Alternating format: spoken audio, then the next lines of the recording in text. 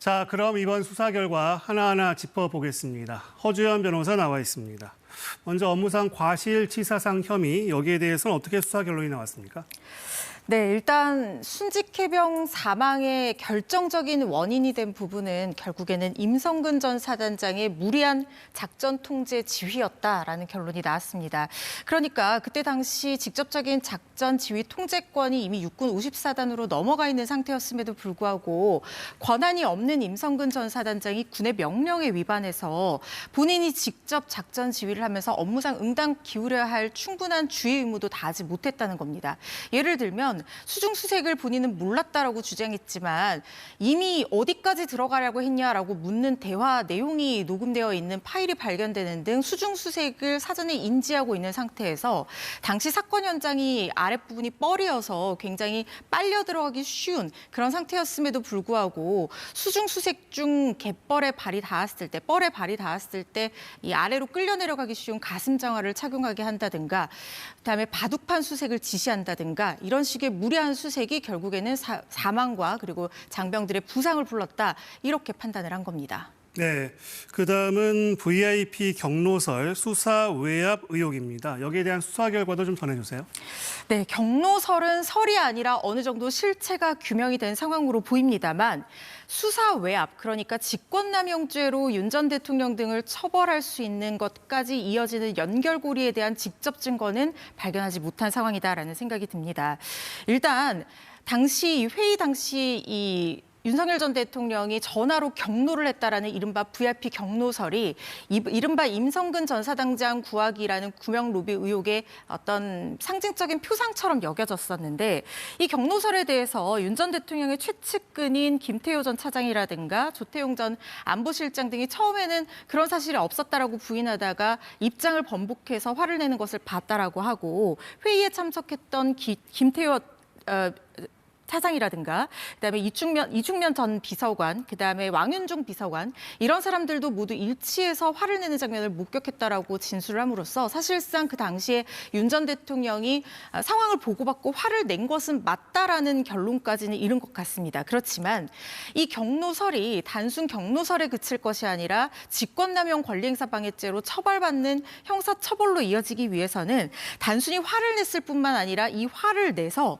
부당하게 이첩 보류 지시를 하거나 기록을 회수하고 이것이 나아가서 국방부 조사본부의 어떤 수사에 부당하게 관여했다. 그리고 그 목적이 불법적이거나 사적인 이익을 추구했다라는 것까지 입증이 돼야 되는데 특검 측에서 오늘 얘기하기로는 제3자의 외압에 대한 직접 증거를 발견하지 못했다라고 발표를 했기 때문에 네. 이 부분에 대한 어떤 입증 문제가 앞으로 난항을 겪을 것이다라는 생각이 듭니다. 네, 이번에는 도피 의혹에 대한 수사 결과도 좀 설명을 해주세요.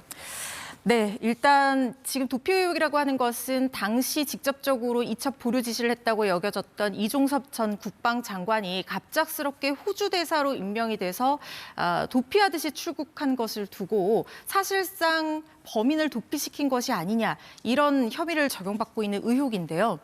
당시 이종섭 전 장관이 이미 공수처 수사 대상으로 올라 있고 또 출국 금지까지 당한 상황이었음에도 불구하고 윤 전 대통령이 만약에 수사가 본격화되면 자신이 이런 외압을 지시했다는 어떤 수사의 칼끝을 받을 것을 우려해서 부랴부랴 이종섭 전 장관을 호주 대사에 임명시켜서 고의적으로 도피시켰다 이런 내용입니다. 네. 이 과정에서 출국 금지 해제도 하고 이런 윤 전 대통령이 지시에 따른 외교부와 법무부의 조직적인 어떤 역할 분담이 있었다라고 보는 것이 특검의 시각입니다. 네, 그리고 수사 방해 의혹도 있습니다. 이것도 좀 설명을 해주세요.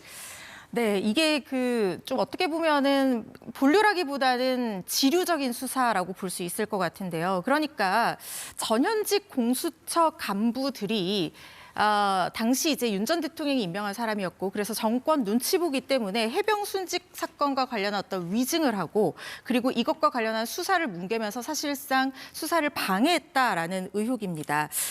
송창진 부장검사가 국회에서 임성근 구명 로비 의혹과 관련된 질문에서 이 구명 로비의 창구로 의심받고 있던 이종호 전 블랙 인베스트먼트 대표와의 연루 사실을 뒤늦게 알았다라고 얘기를 했는데 이것이 위증이라고 해서 국회 국회 측에서 고발을 했습니다. 네. 그런데 고발장을 접수한 김선규 검사가 20대 총선 영향을 우려해서 관계자 소환 조사를 하지 말라는 지시를 하고 박석일 검사는 이틀 만에 무혐의 취지의 어떤 조사 보고서를 작성을 했고 네. 오동훈 차장과 이재승 사장은 공수처 검사가 연루된 사건이 들어왔을 때는 대검으로 이 수사를 넘겨줘야 되는데도 불구하고 이 이첩 지시를 하지 않고 뭉개는 바람에 위증 관련한 어떤 통화 내역이라든가 기록들, PC 기록들 이런 것들이 보관 기간을 넘겨서 폐기가 돼서 사실상 진실 규명을 방해했다라는 의혹을 받고 있는 내용입니다. 네.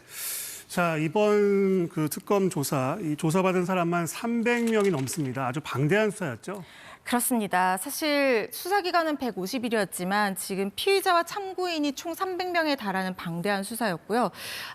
여러 가지 의혹들이 있었습니다. 말씀드렸던 의혹들뿐만 아니라 추가적으로 좀 밝혀진 어떤 내용들도 있는데 예를 들면은 국가인권위원회에 박정훈 전 수사단장의 어떤 긴급 구제 신청이 들어갔는데 이게 묵살됐다라든가 이종호 전 블랙인베스트먼트 대표의 변호사법 위반 사항이라든가 또 수사 과정에서 경북청 관계자들이 관련한 수사 정보를 흘렸다든가 이런 내용들까지 다 건드리는 수사를 진행을 했거든요.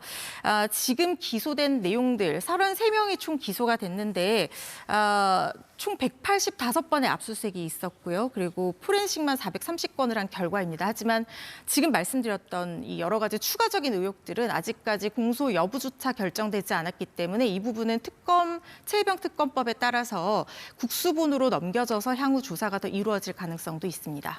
그리고 앞서 말씀하셨지만 그 구명 로비 의혹을 규명하지 못한 부분, 이 부분에 대한 좀 아쉬운 평가가 좀 있는 것 같습니다. 그렇습니다. 사실 구명 로비 의혹은 정말 핵심적인 최혜병특검의 수사 내용이었습니다.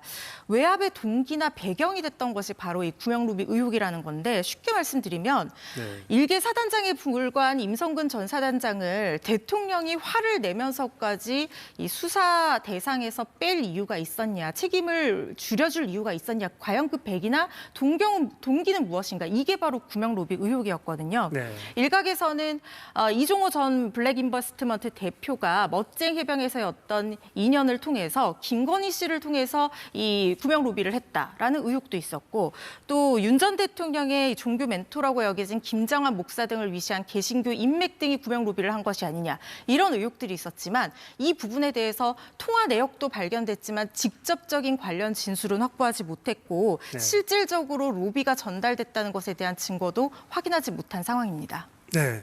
그리고 구속영장을 이 사건과 관련해서 청구한 인물들이 10명이었는데 구속된 사람은 임성근 전 사단장 단 1명이었습니다. 이건 어떻게 봐야 될까요? 사실 구속영장이 받아들여지지 않는다는 것은 도주나 증거인멸의 우려가 없다는 이유도 있을 수 있겠지만 이 사건에서 보다 중점적으로 나왔던 이유들은 소명이 좀 부족하다라는 거였어요. 그러니까 이 얘기는 소명이 부족하다, 법리적인 다툼이 있다 내지는 입증을 적어도 소명할 만한 어떤 증거 자료들이 부족하다라는 얘기거든요. 그렇다고 하면 구속조차 시키지 못할 정도로 소명되지 못한 혐의가 재판까지 가서는 어떻게 다투어질 것인가. 마찬가지로 치열한 법리적인 다툼 또는 증거 여부를 다툴 수 있는 부분이거든요. 이 부분 앞으로 재판 사항에 가서도 문제가 될 것이라는 생각이 듭니다. 말씀하신 대로 이제 법정에서 치열한 공방을 예고하고 있는 것 같은데 어떤 게 쟁점이 될까요? 일단 지금 법리적인 다툼과 관련해서는 직권남용과 관련한 부분이 제일 핵심적인 부분이 될 텐데요. 과연 그 권한의 존부가 있는지 그리고 있다면 어디까지인지 그 해석에 문제가 남아있다는 생각이 들고 지체 없이 이첩을 해야 된다고 하는데 그 지체 없이가 부당한 이첩 보류 지시에 해당하는 부분인지 아니면 어디까지를 지체 없이 이첩 보류를 해야 된다고 해석할 것인지 이런 부분에 대한 법리적인 해석과 다툼이 남아있는 부분입니다. 특히 구명 로비 의혹에 대해서 제대로 밝히지 못했기 때문에 과연 이렇게까지 하는 어떤 불법적인 목적이나 사익 추구가 해당이 될 여지가 있는 부분인지 이런 부분들 그리고 부당한 어떤 지시까지 있었는지에 대해서 계속해서 공방이 이어질 것이기 때문에 앞으로 재판 결과가 더 주목되는 부분입니다. 네, 허주연 변호사였습니다. 말씀 잘 들었습니다.